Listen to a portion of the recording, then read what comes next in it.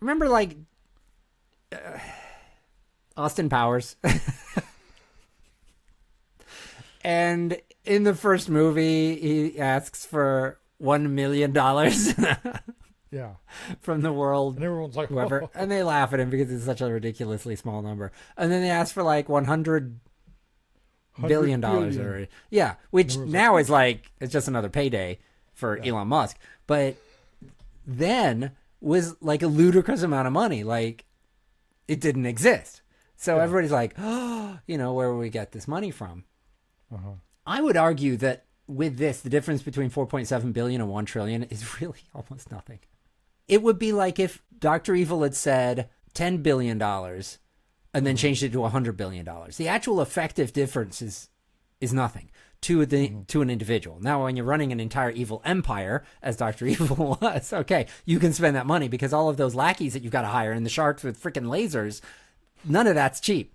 You're blowing through a lot of capital on that. But as an individual, if you're Elon Musk, or in this case, if you're RJ Scaringe and you've got 4.7 billion, lose half of that in taxes, so you got $2.5 billion.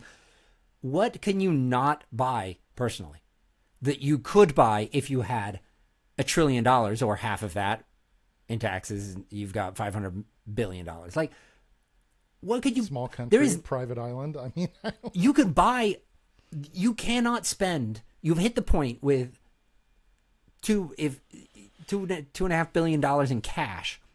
You've hit the point where you cannot spend that amount of money personally. As a company, well, yes. effectively, yeah. As an individual, I can't remember who it was that was saying it, like that if you win the lottery and you win like when it was the Mega Ball thing and it was like $1 billion, you pretty much cannot spend that amount of money. You go out and your first day, you go and you buy a $30 million mansion. And then the next day you go out and you buy all these like $20 million worth of cars. And then you buy all this, you drop $10 million in clothes. And then you go and you buy an estate over in Italy and you spend another $30 million. And by the time you're done, you've spent $150 million. Then what?